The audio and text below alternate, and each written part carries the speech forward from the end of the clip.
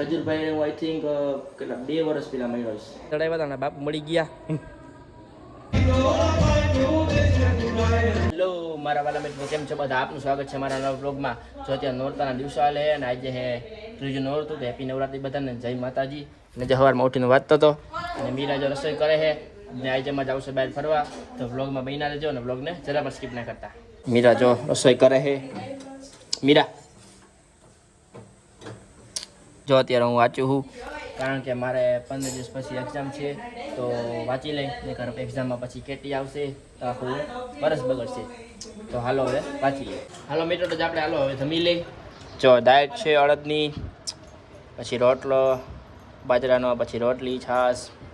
માધુરી બેન ને મીરાન જમે છે, આ મમ્મી જમે છે, બાબા બેઠા છે, મેચ જોવે છે. તો હાલો આપણે જમી લઈએ. હાલો મિત્રો, તો આપણે હવે જમી લીધું ને થોડુંક રીડિંગ પણ કરી લીધું. પછી જો તૈયાર થઈ ગયા ને મીરા પણ તૈયાર થઈ ગઈ. પછી હાલો હવે આપણે આપણા ડેસ્ટિનેશન ઉપર જાય, તો બ્લોગમાં બન્યા રહેજો. મિત્રો, તો આપણે આપણા ડેસ્ટિનેશન ઉપર પહોંચી ગયા છીએ.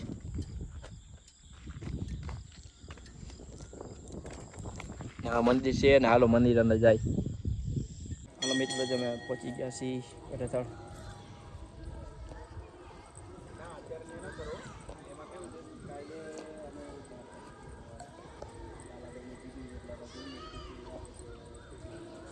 કેવું મસ્ત વ્યૂ આવે.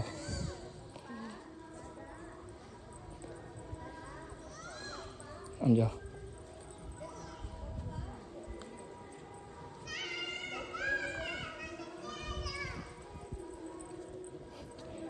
આ બાપાનું જો સાધના કુટીર.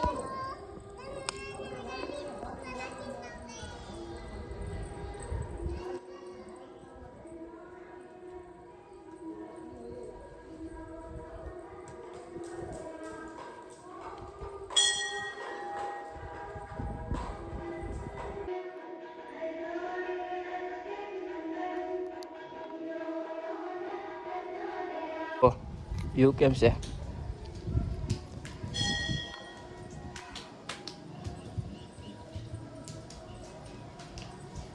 હાલો મિત્રો, તો આપણે ઘરે ચડાવ્યા હતા ને બાપુ મળી ગયા. અહીંયા આવ્યા હતા. હાલો મિત્રો, તો જો દર્શન કરીને બહાર આવ્યા ને બાપાઓને પણ મળી લીધું ને બહાર જો બેઠા હી ને રાત પણ થઈ ગઈ છે, જોઈ લો. ને હાલો હવે ઘરે જાય, હવે દર્શન પણ કરી લીધા એટલે જાય. હાલો મિત્રો, તો જો હવે ઘરે પહોંચી ગયા ને હજી ઘરે પહોંચ્યા નથી તો મીરા કહેવા માંડી કે મારું તો ભાઈ ખાવાનું જાવ. તો મેં કીધું હાલતા હતું પાઉંભાજી લેવું, તો હાલો એના તો પાઉંભાજી લેવું, પછી આગળ બન્યા રહેજો. તો પાઉંભાજી લઈને ઘરે આવતો રહ્યો. મીરા જો રોટલા કરે છે. મીરા પાઉંભાજી આવી ગઈ, હવે ખાઈ લે. આ ભાઈ જો હું તો અહીંયા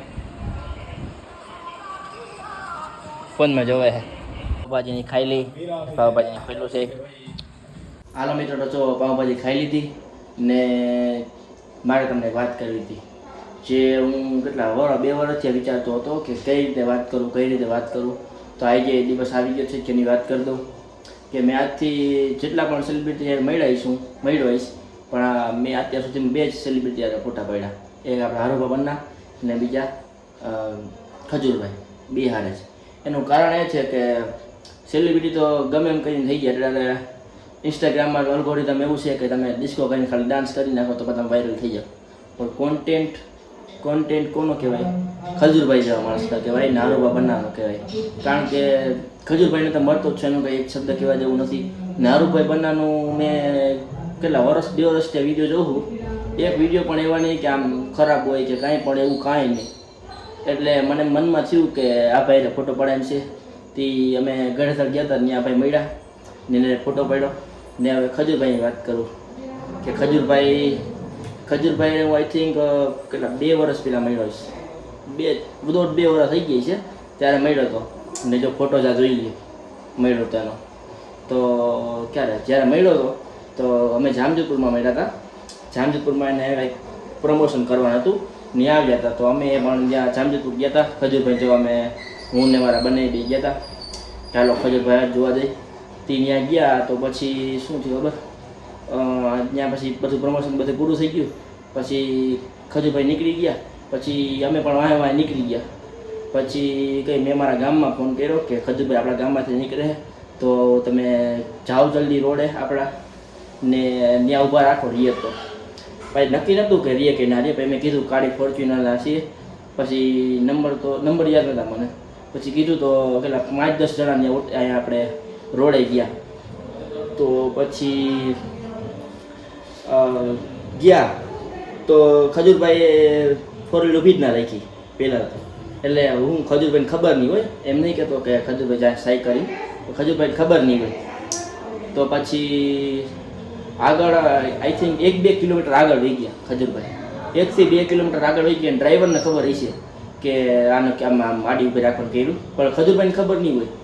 પછી શું થયું હોય ને કે પાછી 1-2 કિલોમીટર પાછી વાળી પાછા ત્યાં આવ્યા અમારા પાસે. ને પછી અમે ત્યાં પહોંચી ગયા હતા હાઈરો, કારણ કે ફોર્ચ્યુનર તો ઝડપ ભાગે ને આપણા વાંચી બાઇક, તો બાઇકમાં તો વાર લાગે. ત્યાં પાછા આમ ગયા ને પાછા આવ્યા 1-2 કિલોમીટર આગળ જઈ. પછી તમે વિચારી શકો કે આ માણસ કેવા કહેવાય. 1 થી 2 કિલોમીટર આગળ વહી ગયા હતા, પછી પાછા આવ્યા. પછી અમારા સાથે 10-15 મિનિટ ત્યાં રહ્યા ને અહીંથી શું આપણે 200-300 મીટર અમે વિચારી ગયો.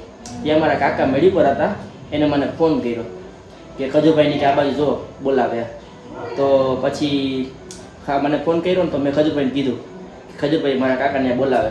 તો અહીંથી 200-300 મીટર આગળથી છે ત્યાં હું રાઈડ નાખી કે જય માતાજી. એટલે માણસનું તમે વિચારી શકો કે જરાય ઘમંડ નથી એ માણસમાં.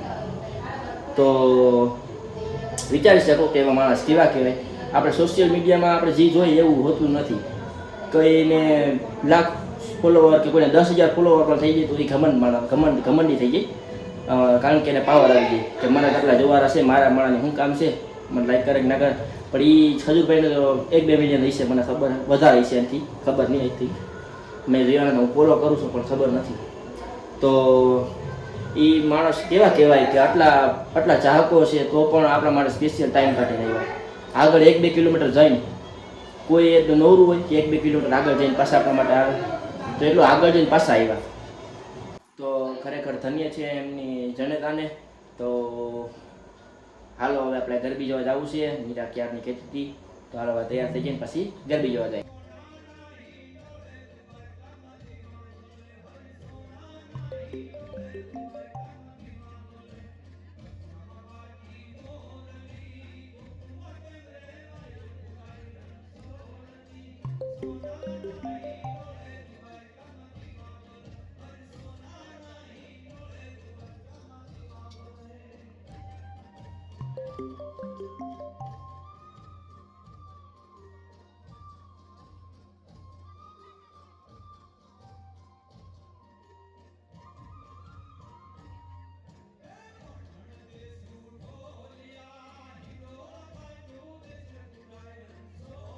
બેન જો ગરબીમાંથી આવતી રહી છે.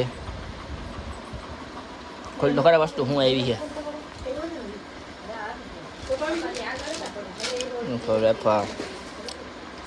આમાં શું છે?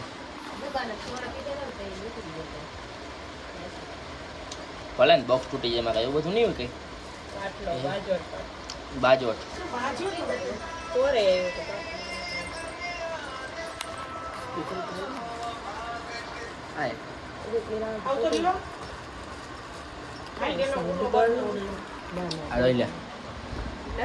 આનથી ખુલતો નથી.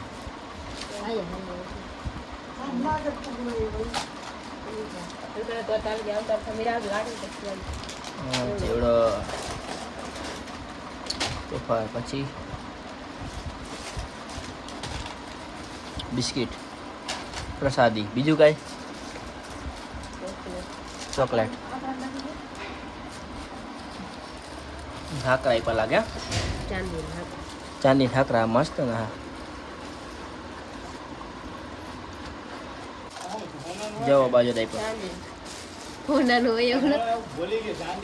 ચાંદી નું હોય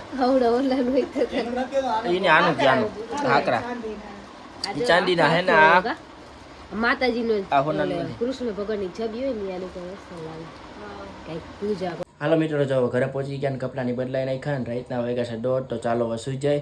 તો હવે આપણા બ્લોગને પણ અહીંયા પૂરો કરી નાખી. તો અમારા બ્લોગને લાઈક કરી નાખજો, શેર કરી નાખજો અને અમારી ચેનલને સબસ્ક્રાઈબ કરી નાખજો. જેથી તમને આવા વ્લોગ મળતા રહે. Bye bye.